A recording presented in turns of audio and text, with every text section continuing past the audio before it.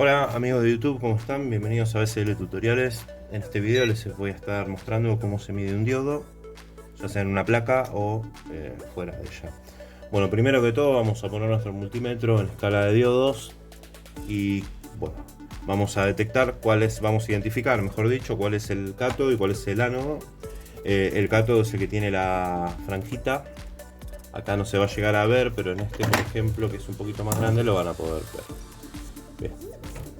El cátodo se mide con la punta negativa, o sea, la punta negra, y el ánodo con la punta roja. Así que bueno, vamos a medir. Bien, nos da 490 y algo, casi 500, como siempre. Diodo se mide entre 500 y 400 en ese rango. Acá vamos a medir este que tenemos acá suelto.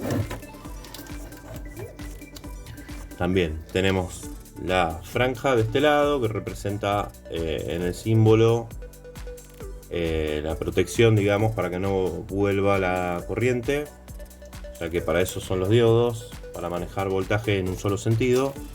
Y vamos de nuevo, nos fijamos siempre entre 400 y 500, nos va a dar más o menos ese voltaje.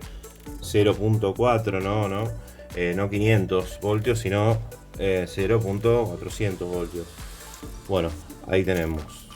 No va a dar siempre ese mismo resultado, ya sea con diodos nuevos. Este está nuevo, los otros estaban usados.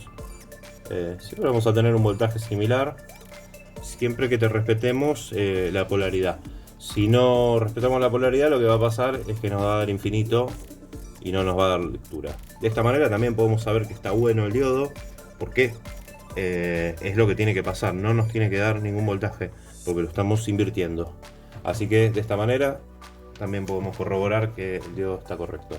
Bueno, eso sería todo, amigos, muchas gracias.